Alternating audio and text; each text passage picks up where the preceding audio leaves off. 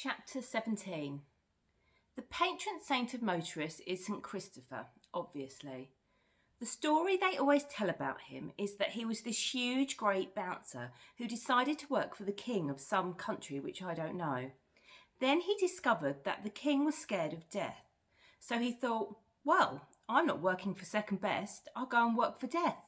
So off he goes to work for death. I don't know what he did exactly. You wouldn't think death would need much help. Anyway, it turns out that death is scared of something too, namely the child Jesus. So Christopher, well, you can see where this is all headed. It turns out the whole thing is utterly and completely fictional, obviously. In fact, rubbish.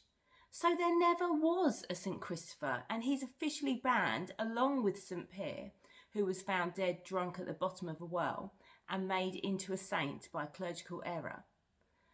So motorists are like liars and estate agents. They don't have a patron saint. When Dorothy picked up our money and drove away, no one was looking after her. And that was the thing which kept happening with the money. People helped themselves and then no one could help them. I was still behind the curtain when Dad came down. I was staring at the road in case she did not come back. In case she came back. I heard him panicking with Anthony. The money's gone, and she was here, and now she's gone too. Her car's not there. And neither is our Damien, said Anthony. No, I shouted, I'm here, I'm behind the curtain. Dad pulled back the curtain. Where's Dorothy? I don't know. She came in, took the money and went. I don't even know how she got in. She took the money. All of it. Anthony shrugged. I did warn you. Just be quiet. Damien, come on, think. What did she say? She just said, shh. And what did you say? Shh. Dad groaned and threw himself into the big chair. Then he sat up straight, remembering something. He rooted down the back of the chair and came up with fistfuls of 20s he'd hidden last night. He was surprised and disappointed to discover that there wasn't that much. 120. 120 quid out of how much? Anthony said, 229,003. Okay, thank you, Anthony. Thank you, and be quiet.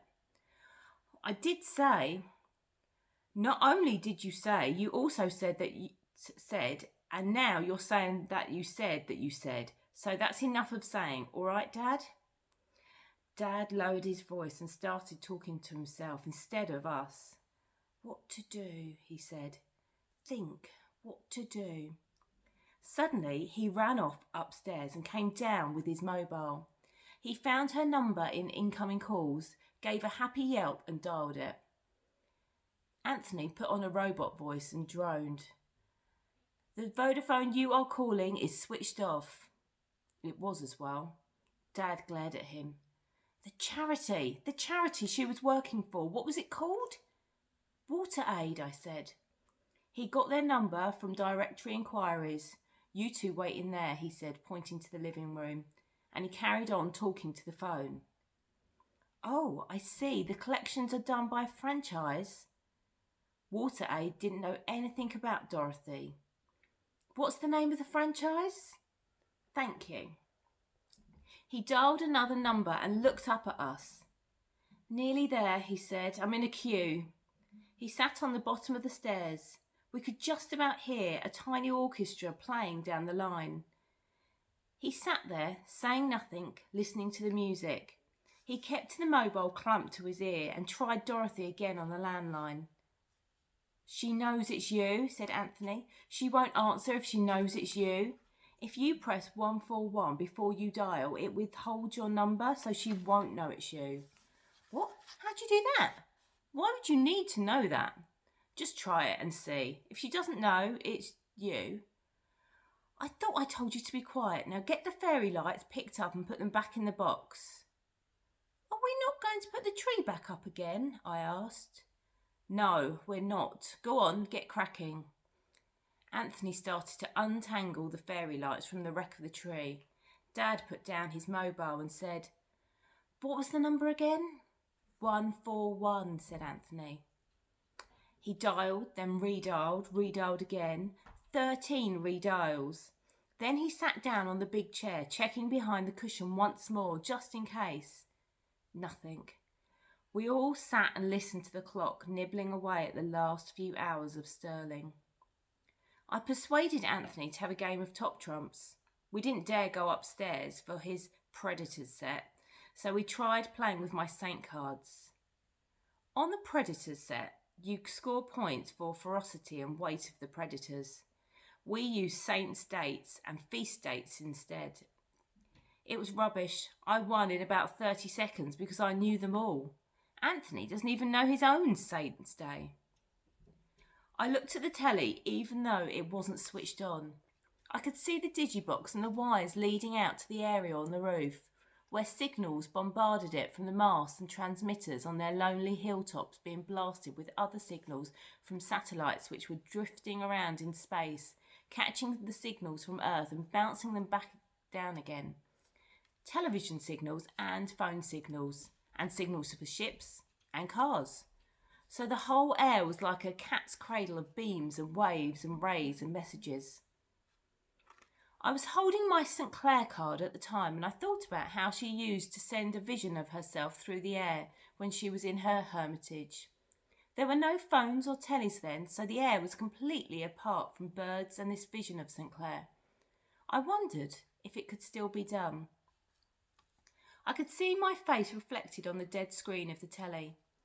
I tried to imagine it being sucked back into the cable, up through the wire and spat out of the aerial. I could see it shooting through the air, past tangles of phone chat and radio stations, floating off into space. I tried to see the flocks of wandering satellites up there, and St. Clair shepherding them around in her capacity as patron saint of broadcast media. The satellites looked a bit like floating monstrosities. I imagined banging into one and then bouncing back towards Earth, picking up speed, blazing like a comet through the re-entry, whistling through the jet stream, punching through the cloud cover, until underneath me was a mess of wires and circuits with something shining in the middle. The wires and circuits were a town, and the shining thing was the glass roof of its station. I passed through the roof like a beam of light and stood on the platform while people rushed to get on the train. People were kissing each other goodbye. People were checking their phones, their watches. People were carefully carrying paper cups of coffee. Dorothy walked past me and into the carriage. I saw her through the window, chatting to a lady at her table and settling down. I stepped back. For some reason, I was scared she might see me. She picked up a big bag and tried to swing the luggage rack. It was heavy, probably full of money. She must have missed because the bag came down and thudded onto the table. She smiled a sorry at the lady and then looked out the window. Then she saw me. There was no doubt about it. It was like being punched. I thought I was invisible. In fact, I thought I was dreaming, but she could see me, even though I was still at home. I was sending her a vision of myself.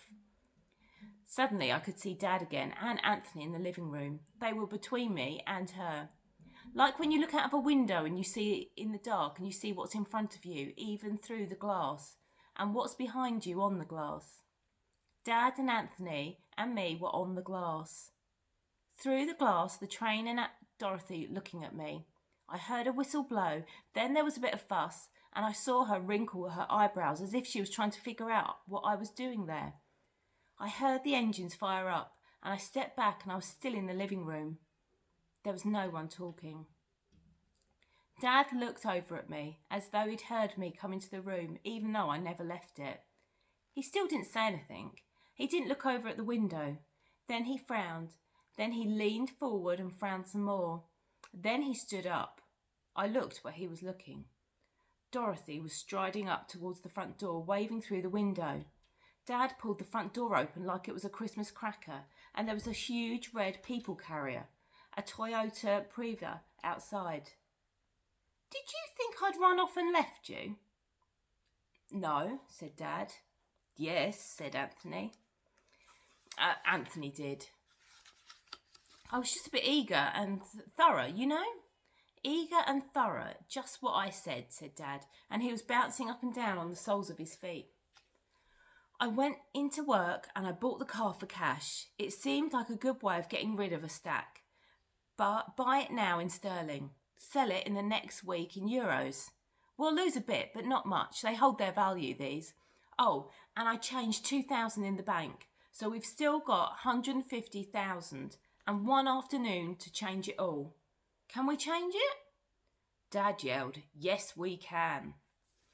10 minutes later, we were in the back of the Toyota driving towards Manchester because they've got more banks there.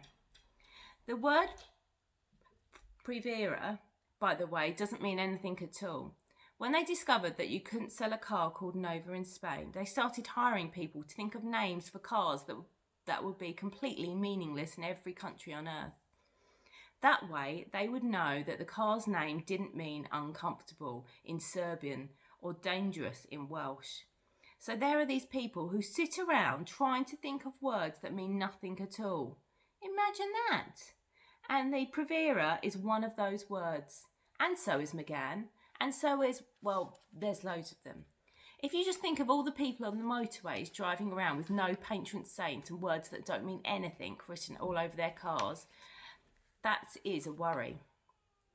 Anthony said, if the banks are busy, we could try the Bureau de Change. We don't have to change the money into euros. We could just change it into dollars. In fact, we might be better off. There's a rush on euros this week because of us joining, so its value will go right up. If we go for dollars and wait for the situation to calm down, we'll probably come out ahead. What do you think? Dad said, I think I brought the wrong child home from the hospital. Where did I get you, Anthony? When we got to Manchester, Dorothy suggested that we split up. She'd take me to all the banks on the north side of Deansgate and Dad would take Anthony to all the ones on the south, just in case we have to queue. Deansgate was quiet as we hurried past the giant Christmas tree. It was quiet because everyone was already in the bank. Opening the door was like accidentally joining an attempt to break the world record for fitting in as many people as possible into one place. From somewhere very far away, we could hear a robot voice saying, Window 3 is free. Please go to window 3. Sometimes it would say, to change smaller amounts, please use the machine on the left of the hall. But nobody ever did. Dorothy got twitchy. She tried to push me into the next queue in case it went faster, but when I ducked under the rope, a man in a duffel coat pushed me back. Dorothy fiddled with her bag. I kept a lookout while she slid a few more thousand out of the bag and into her pocket. When I glanced down to see if she'd finished, I saw her train ticket in the open bag. She turned round to smile at me, but I just turned away in time. We finally got to the till. The face of the woman behind the glass was red and sweaty, as though it were a summer's day. She kept talking to a man at the next window. We couldn't hear what they were saying because of the glass. Dorothy slid her wads of notes under the window. The woman picked them up and tidied them. How much is here, please? 5,000. It's a bit much. Are you account holder? No, but I was going to buy a car today, but it's not ready. I've been saving for 3 months to buy it, and now it's not ready, so I've got to change this. It's an unusually large amount. Well, that's why I don't want to lose it, love. The woman was looking round. She was going to call a supervisor. It's not an unusually large amount to spend on a car, I can tell you. The supervisor was busy. The red-faced woman went a shade redder. I started to bounce up and down on my heels, and I tugged at Dorothy's sleeve, and she snapped at me. What? What do you want? I need a wee. Oh, brilliant. We queue for half an hour, finally get to the window, and now you need a wee. I can't help it, I said. The red-faced woman had her back to us now, waving at her supervisor. Dorothy knocked on the glass and pointed to me. I was up and down like a yo-yo now. Have you got a toilet, a customer toilet? I'm afraid not, said the woman. Well, you must have something. Where do you go? I go on this side. It's secure this side. You can't come through without clearance. There's toilets in Marks and Spencer's just up the road. What? So am I meant to go to Marks and Spencer's, come back and go to the back of the queue with my hard-earned savings, just hope that I get to the front of the queue before you close? I need this car for work. If I don't change this money, I've had it. I can't. All right. She stacked the money in counting machines and gave Dorothy €7,042 in a long brown envelope. Dorothy was flustered and edgy. She almost dragged me along the street. Right, she said. Where's M&S? Where is it? I said, I don't really need a wee. It took her a minute to understand. I just thought it would put a bit of pressure on her, you know? Well, you're a little belter, she whooped. I took that as a compliment. You're 100% blinder. I took that as a compliment too. You cunning little crook. I wasn't so happy with that though. We ran to Barclays, it works there as well, and Halifax, HSBC, the Royal Bank of Scotland, and in Lloyd's. The only place it didn't work was Co-op, because they had a customer toilet. By 4 o'clock, we had changed £62,000. The banks were starting to close. There's got to be somewhere else. There's a bank inside Kendall's. As soon as I said it, I wished I hadn't. She took hold of my hand and nearly dragged me back up Deansgate and in through the main door. The main door leads to the makeup department where Mum used to work. The last time I came here, well, it doesn't matter. She worked on the Clinique counter, and that's all you need to know. It's over by the lifts. I used to like it when we came to collect her. We could see her before she saw us. You could watch her chatting to a customer, or the other women on the counter, or tidying up, and she wouldn't know that you were looking at her. She wore a white overall with a black name badge on it, and all the women who worked there had skin like hers. Skin that was shiny and smoother than anyone else's. And they were so clean, immaculate really. There was always beautiful music playing. There was now.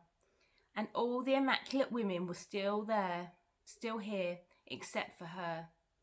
One of the immaculate women was the one from the Chanel counter, and she stared at me as if she was going to say something, which was bad.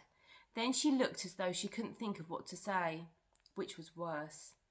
I decided to get out quickly. I said, the bank's upstairs, but when I turned around I saw my own reflection in a big mirror. No sign of Dorothy. I looked around and saw the Chanel woman looking at me again. Only now I could see that her skin wasn't smooth. It had some sort of paste over it to make it look smooth, but she'd missed a bit round her ear. Looked a bit silly, really. I wondered if Mum ever had done that. I looked behind me. No Dorothy, just a big cutout of a thin, brown, sweaty woman in a bikini. To be medical about it, my breathing was irregular. Someone touched me on the shoulder and I swung round. Dorothy! I had to swallow to stop myself crying. She looked around, then looked at me. How do you know about the bank? I still couldn't catch my breath. Is this where your mum used to work? She didn't wait for me to answer. She just said, I've had enough of queuing now. Let's go and have a bit of a spree. I didn't want any worldly goods, but I thought it might be rude to say so. I followed her up the escalator. She was rooting round in her bag. At the top, she took something out and dropped it in the bin. I saw that it was the train ticket. Dorothy didn't take me to the toy department or the electrical goods. She took me to the boys' wear and picked out a bright red duffel coat and held it against me. It had a hood that pulled up right over your head, so it looked like a bit of a Frankenstein habit. She said, Paddington Bear, which was another way of putting it. As far as worldly goods go, it was the best I've seen in ages. It was probably the only thing in the shop that I really liked. She bought it for me. I bet he hasn't bought you a coat in ages. Coats and cutlery, they're the thing that dads never buy. And she bought herself a bag. On the way back up King Street, we saw an amusement arcade that still had a sign saying up, still accepting sterling silver. It was fantastic. I've never been in one before. There's a thing where you drop coins onto a kind of tray that goes backwards and forwards, and the idea is you get to get your coin to tip all the others off. I won twice. Just what we needed, said Dorothy. Another bag of old money. You could spend it in there, and we bought a fantastic Egyptian vase and some candy floss, the kinds that comes in bags. We met Dad and Anthony back at the car. Dad said, "Did you change it all?" We lost interest, didn't we, Damien? Want some candy floss? Dad tugged a big wad of the bag. How much did you get? Well, said Dad, we had this brilliant idea that we'd take the money to a building society and pay off the house. Fantastic. Were they okay about it? They were shut. Oh, we've got 70 grand. We've still got 62. We got 62, sorry. So we'll just have to make do with 132 grand. And the new car, and a GameCube, flight simulator, plasma screen TV, and dishwasher, which was Anthony's idea. Oh, well then. The car was crammed with stuff. They were really happy. Even Anthony was happy. I think I was happy too for a minute. Then my phone buzzed. It was a text message. It wasn't from him. It was from Anthony. It said, "We are W8-ing." Over a picture of Dad by the new car. He must have sent it a few minutes before. It was nothing to worry about, but it reminded me that I had plenty to worry about. Guardian angels are supposed to look after you, but they know when you're going to die, obviously. It must make them sad watching you play footy or having your tea or whatever and knowing exactly when it will all end. That's how I felt that evening. The others were happy. They bought an Indian takeaway and ate it round the coffee table with bags of new money on the floor, and they talked about what they were going to do with it. Dad was still big on holidays. He made a list of a few faraway names: Acapulco, Bondi, Barcelona, and Dorothy came back with her own: Sardinia, Greenland for the Northern Lights. Anthony was still on about the real estate. He'd seen an advert for barn conversions in the Leeuwen Peninsula. You could rent it out, so it'd be the same as generating a stream of income, while at the same time increasing its capital value. They must be very small barns, said Dad. Why? Because in that peninsula, it's all sheep, isn't it? No cows. You'd have to rent it out to midgets. Or sheep. They were so happy they were just looking for any excuse to laugh. Sheep kept them laughing for about 5 hours. I tried to join in, but I was just thinking, one more sheep joke and then it'll all be gone. It was 8 o'clock. Sometimes something starts as a joke, but no one wants it to stop, and it keeps going until it turns real. I don't know whose idea it was, but half an hour later, Dad was mixing a bucket of wallpaper paste, and they were going to paper Anthony's room with the rest of the old money. Anthony was spreading newspaper out on his carpet.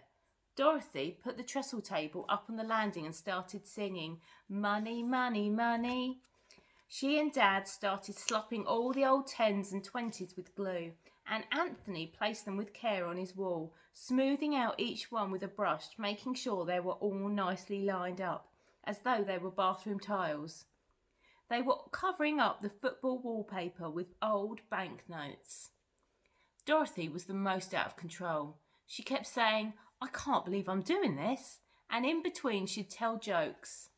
I saw 3 Barbies waiting for the toilet, and I thought, hello, it's a barbecue. Barbecue? Get it? She didn't wait to find out if we did or not. What do you call a deer with no eyes? No idea. What do you do with a deer with no eyes and no legs? Still no idea. Then I noticed something strange. I was laughing too. I didn't care any more about Glass Eye. What did it matter about the money? Dad had a new car and we had a great day. He had a new friend. He was laughing. My dad was laughing. I got so I was worried that she'd run out of jokes and it would all be over. So I went and got my copy of the Ha Ha Bonk book, which has thousands of jokes in it. And every time she couldn't think of one, I read one out. And when I read one out, that would remind her of another one. And it went on until we sounded like penguins on laughing gas. What do you call a man with a spade in his head? Doug. Doug? The jokes were actually funnier when we knew the punchline, because we could all shout them out together. What do you call a donkey with 3 legs? A wonky. And all the time the wall was more and more covered with portraits of the Queen or Florence Nightingale or Charles Dickens or whoever, and the glue was getting everywhere. What do you call a donkey with a drinking problem? A plonky. I noticed that Anthony didn't join in on this one. Maybe he just didn't know the punchline. A panda goes into a pub and orders a sandwich, said Dorothy. She wasn't looking at anyone. She was concentrating on the wallpapering. She didn't notice Anthony slip out the room. Pandas eat the sandwich, shoots the barman and goes.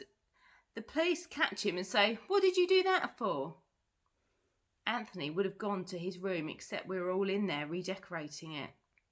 Panda says, "I'm a panda. That's what I do. Look me up in a dictionary." So they do, and it says, "Panda bear from China eats shoots and leaves." See? Eats shoots and leaves. Very good, said Dad. But he didn't laugh. He was fixated on the wallpaper now, and so was she. They could have stopped any time, but they were hypnotised. It wasn't a laugh anymore, it was a job, and they couldn't stop until every old note was on the wall. I could just see a footballer's head sticking out above the 20 I was passing up, and suddenly I remembered how much Anthony loved his football wallpaper. I sneaked out after him. Anthony was in my room, squatting on the end of the bed like Glass Eye, only angrier. "This is all your fault," he hissed. "I know." You don't know. You don't know what you've done." In the next room, Dad burst out laughing at one of her jokes. "Hear that? He'll be laughing on the other side of his face when she goes and leaves him, won't he? Remember what he was like when Mum went?" "Maybe she won't go. You said that she was going to go yesterday, but she came back. Maybe she... Is that what you want? Her here instead of Mum? Her in this house with her stupid jokes and lasagna with no sweet corn? Do you want her here instead of Mum?" I haven't thought of it like that. "You did it all. It's all down to you. You and your weird stuff, chucking money away, talking to yourself, seeing things. You're not normal. You're a problem." "Don't say that," I said. "Wherever she is, you're not going there because you're a nutter. You're a nutter and you should be locked up," said Anthony.